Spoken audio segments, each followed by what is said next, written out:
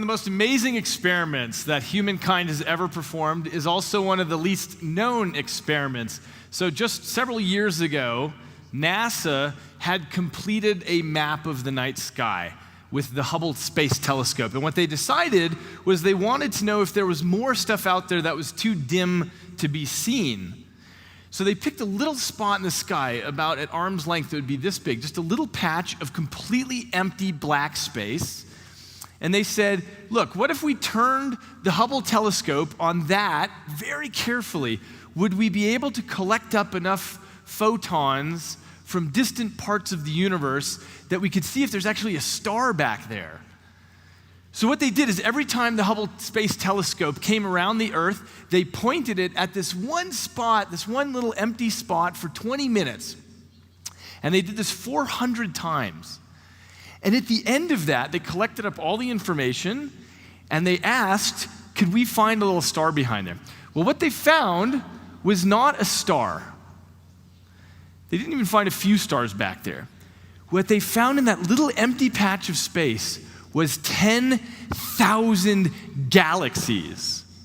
Now, a galaxy is 100 billion stars. So we're talking about 1,000 trillion stars out there, exactly each one of them just like our sun, and potentially with planets around it, and each of those planets with the potential to house unknown forms of life or structures or ideas that we've never even thought of. That's what you find in a little patch of empty space. And I think this is a very good consciousness raiser for understanding the size of the mysteries that we're surrounded with. So I'm a scientist, so I've devoted my whole life to science because I figure if we want to understand the mysteries around us, there's no better way to go about it than to study the blueprints. But I think what you really learn from a life in science is that you walk to the end of the pier of everything that's known, and at some point, you reach the end of that pier. At some point, you realize that the scientific toolbox runs out, and beyond that is all uncharted waters. It's all the deep mysteries, the stuff that we don't know. How to build consciousness from biological pieces and parts, and dark matter and dark energy, and the fabric of reality at very small and very large timescales, and the meaning of life and death. And all of those things are out there. Now, I have no doubt that we will continue to add slats to the pier in every generation, but we're not going to solve the whole thing in our brief twinkling of a 21st century lifetime. It's a big problem out there, and what you really learn from a life in science is that what we know is so vastly outweighed by what we do not know. You gain an appreciation for the magnitude of our ignorance.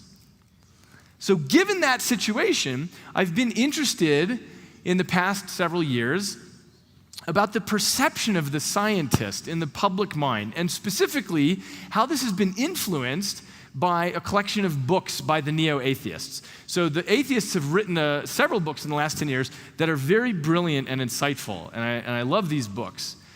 But I think there's been a little bit of a problem with the public perception that's come out of this, which is that, well, maybe scientists don't have the capacity to think beyond the available data, but instead, that maybe scientists are acting like they know everything, like they've got it all solved. F equals ma, E equals mc squared. We sort of have it all figured out, and anything we don't have figured out, we expect we'll be able to do that very shortly. So I don't actually think that's a very good representation of science. It risks throwing out the baby with the bathwater, where the baby is all the awe and the wonder that brought us into science in the first place. So science is really nothing but careful thinking, and careful thinking encourages an appreciation of the complexity of the world. And an appreciation of the complexity encourages us to hold multiple ideas in mind at the same time. And science is really good at that. A scientist may tend to favor one story over others, and our job is to gather evidence to try to weigh in favor of one story over others, but sometimes we can't. And in those cases, the scientific temperament is okay with holding multiple ideas in mind at the same time. That's part of the terms of the agreement that we have with Mother Nature. And so in the end, I feel like we don't need to throw out the awe and the wonder. And I feel in general that we know too little about the cosmos around us to commit to a position of strict atheism. We just don't know enough to commit to that. Now, the problem is, at the other end of the spectrum, we have religion. And we know way too much to commit to any of these particular religious stories. So on this small little planet of ours, we have 2,000 different religions. And of course, as has been famously pointed out, everybody already knows what it's like to be an atheist, because all you need to do is look at somebody else's religion and you say, well, it's ridiculous that you would believe in that. And of course, they're looking back at you and thinking the same thing. So there's a lot of problems with religion. Now, the holy books of these religions are often very beautiful, and they crystallize hard-won wisdom, but they were written by people who lived millennia ago and didn't know anything about the size of the cosmos or computation or DNA or quantum mechanics. They didn't even know very much about neighboring landscapes and cultures. So there's a bit of a problem here with these things that are written. Now, every time I sit on an airplane, I always ask the person next to me if they've heard of NASA's Ultra Deep Field experiment, this experiment here. And so far, nobody's ever heard of that. But if I ask them about the particular religious story that they grew up with, everybody's able to defend that. We are products of our culture, and we absorb whatever gets poured into us by our local social context. It doesn't take an anthropologist to realize that if you're born in Saudi Arabia, you're going to love Islam. And if you're born in Puebla, you're likely to love Catholicism. In Tel Aviv, Judaism. In India, Hinduism, and so on. Right? You don't have to be a scientist to notice that. And in fact, it's not a coincidence that there's not a blossoming of Islam in Puebla, Mexico, and there's not a blossoming of Catholicism in Saudi Arabia. If there were just one truth, you would expect it might spread everywhere equally, but obviously that's not the case. We're products of our local culture. And that's okay, but the problem is when people are willing to fight and die over this sort of story. That's when it becomes a real concern. Now, the American writer Ralph Waldo Emerson pointed out that the religious stories of one generation become the literary entertainment of the next generation. And we can see this wherever we look around us. So, who's fighting anymore over the Greek and Roman panoplies of gods, or Isis and Osiris? Nobody's fighting and dying over these anymore, not so much, right?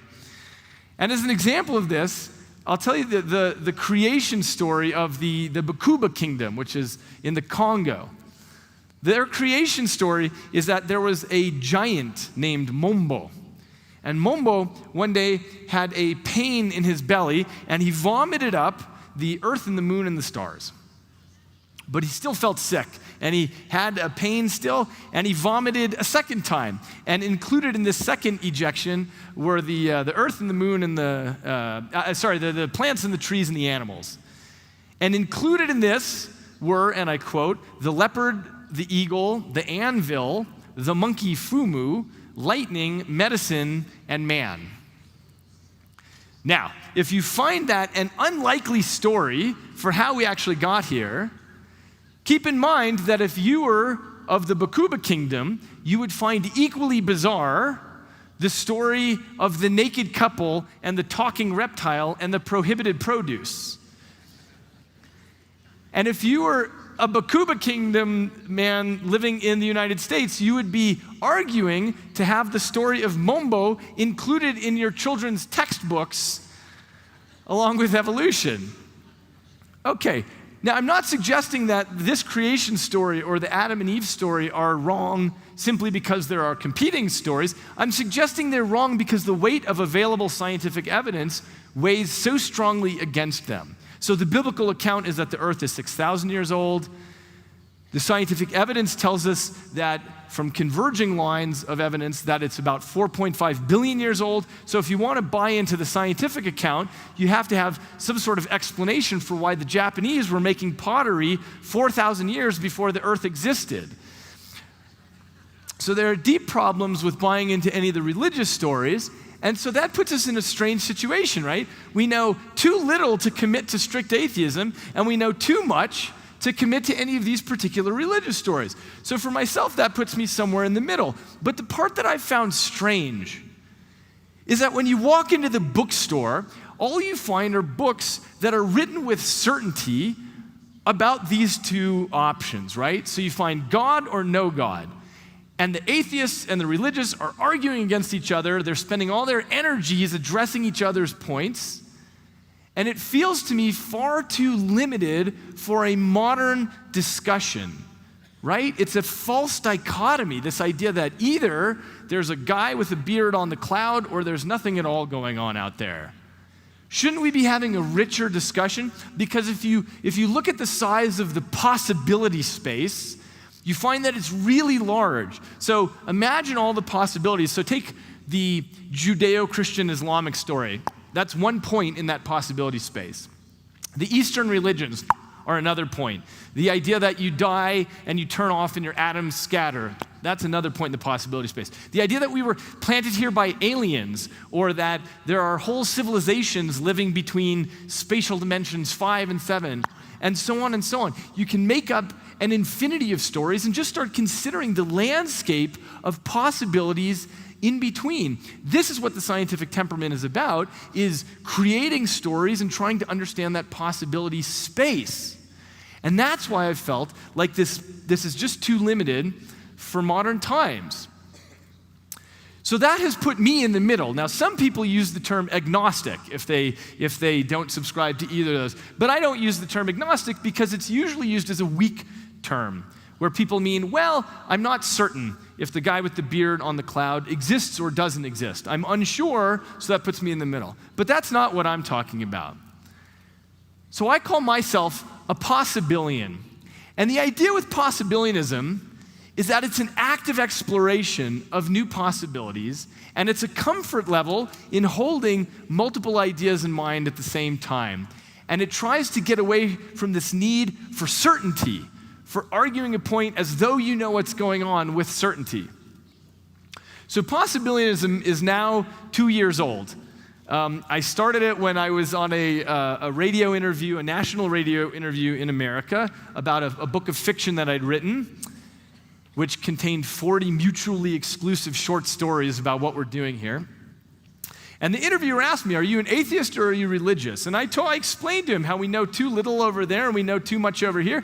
So I said I was a possibilian. Well, what happened is I left the studio and I drove back to my neuroscience laboratory, and I settled in for the day, and I opened my email, and I had hundreds of emails from people from all over the nation who said, hey, I think I'm a possibilian too.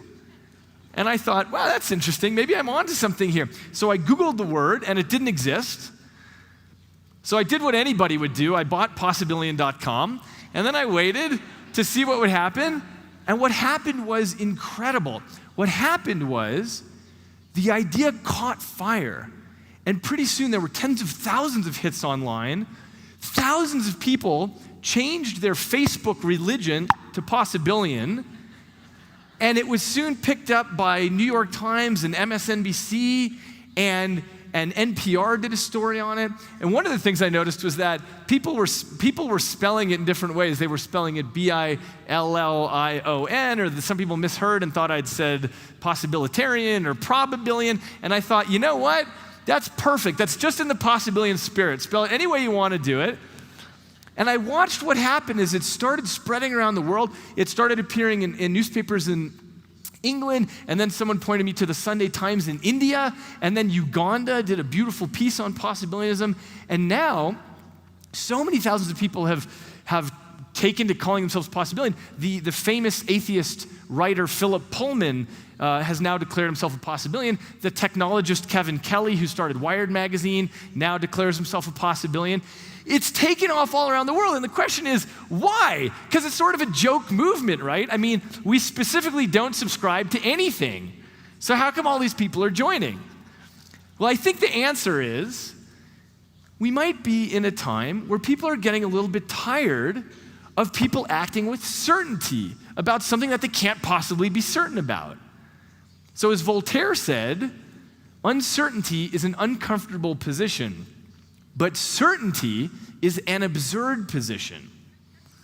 So I want to make 2 points clear about possibilianism. Sometimes people come up to me after I've spoken about possibilianism and they say, hey, I'm so glad that you get it, that you get me and you understand about my crystals and ESP and stuff like that. Okay. Possibilianism is not anything goes. Possibilianism is anything goes at first, and then we import the tools of science to carve out the possibility space. So it would be terrific if ESP existed. We'd all love that, right? But to the degree that we can measure that and bring in evidence, we find no evidence that supports that. And so that's the way in which science can be used as a tool to shape the possibility space. Not only carve things out, but sometimes open up new folds in that space and give us a better appreciation of what's out there. And where it really becomes interesting is where things get beyond the toolbox of science, and we have to hold multiple ideas in mind at the same time. Now, I want to explain why it's so important that we keep open to creativity and making up new stories and weighing these. And that's because we know that there's so much that we're missing in science. So people talk about the unknown unknowns, right? We have a politician in America, Donald Rumsfeld, who loves talking about the unknown unknowns. And obviously there's a lot of that. But the point I want to make is there's so much that we already know we don't know. And I'll give you an example. So in every generation of science, people have always thought, okay, look, we've got essentially all the pieces and parts. We have Newtonian physics, we have Einsteinian physics, we should be able to put these together, we have all the pieces, we should be able to understand what's going on. But they've always been wrong. Just imagine trying to understand how muscles work before the concept of electricity was discovered, or how diseases spread before understanding bacteria, or how the northern lights work before people understood the magnetosphere, or how the heart worked before the concept of a pump was invented. The point is that in every generation, people will make theories, but they are doomed to be incorrect because they're missing giant pieces of the puzzle. Now, this is not just a theoretical point that we might be missing puzzle pieces right now. We know for sure that we're missing pieces of the puzzle. Take, for example, dark matter and dark energy. Some of you may know this, but what happens is astrophysicists put together their models of how everything's moving around in the cosmos. And what they find is, okay, the forces of gravity that we understand don't quite account for everything. And we need to put in what in English is called a fudge factor, a little factor that helps us sort of pull the equations into place so that it can account for everything. So they invented this concept called dark matter and dark energy. And the idea is, okay, we can't see it, we can't smell it, we can't taste it, we can't measure it, but it must be there to account for why these things are moving around like that. Otherwise, there's no explanation. Okay, that's cool. But dark matter is not a small fudge factor. 96% of the known universe is what we call dark matter and dark energy. That's a lot to sweep under the rug, right? And this is what I study every day. I study the human brain. This is the most complicated device we have ever found in the universe. It's essentially as though a spaceship crashed into the earth and we found inside of it this alien computational fabric that's miniaturized and self-healing, and it's unlike anything we can imagine building. That's what we find when we look in here. The brain is made up of tens of billions of neurons. Those are the specialized cells of the brain, and every neuron in your head is about as complicated as Mexico City. Every neuron has the entire human genome inside of it and is trafficking millions of proteins around. You've got tens of billions of these. Each one is connected to 10,000 others. So it's so dense that this bankrupts the language. We don't even have ways of talking about this. And if you were just to take a cubic centimeter of brain tissue, there are as many connections in there as there are stars in the Milky Way galaxy. This is the most complex thing we've ever found. And the challenge for us is that somehow this is you. It equals all your thoughts and your dreams and your hopes and your private, subjective experience, your consciousness. And so the question for us is, how do you ever take physical pieces and parts, even very complex ones, and put them together so that you get private experience, the taste of feta cheese? How do you do that? If I gave you 100 billion Tinker toys to put together and asked you to hook them up any way you want, at what point do you add one more and you say, now it's tasting feta cheese, it's having private experience? Not only do you not have a theory of how physical pieces and parts produce consciousness, we don't even know what such a theory would look like. That's the situation we're in, and that's what I think calls for some intellectual humility. Now, I'll just say one more thing, which is that I gave a talk recently on possibilianism in the American Southwest, and afterwards, a gentleman came up to me, and he said, well, that was a nice talk, Dr. Eagleman. He said, but I think you should be a politician because you're not willing to commit to anything. And he said, why don't you just cowboy up and commit to something? So this is an expression we have in Texas. It's a lovely expression. To cowboy up means to take a firm stance on something, to really make a firm decision. And we admire this in other people, right? So if you're trying to decide whether to sell the ranch or take the cattle out in the rain or marry this woman, we like people who makes a firm decision. But my suggestion is there are some domains in which it is appropriate to cowboy up, and there are others in which maybe that's not such a good idea. So would you ask this guy if he thinks that there are extraterrestrial civilizations living in that little spot in space? Would you care what his opinion is on extraterrestrial civilizations as opposed to an astrobiologist? And if you don't care, that suggests there are domains in which it's appropriate to act with certainty, and others maybe where it's not. So my suggestion is, the next time somebody tells you to cowboy up, tell them, no thanks, I'd rather geek out. And geeking out means creating new stories and being comfortable holding multiple ideas in mind. And you can cite to somebody the possibilian gospel, which is just 3 words, the most important 3 words that science ever taught us. And in Spanish, in fact, it's only 2 words. Next slide, please. Next slide, please. The most important 3 words that science ever taught us is I don't know. And that's what I suggest you tell people. So that's it. My message to you is when you leave here and you go back out in this strange world, try to see if you can have comfort holding multiple ideas in mind rather than committing with certainty to something that you don't know if it's absolutely true. I think this is very important for our future of education, for our future of legislation, for our future of warfare with other people. So when you leave La Ciudad and you go out into this world, try to see if you can lead a life that is free from dogma and full of awe and wonder, and see if you can celebrate possibility. Thank you so much.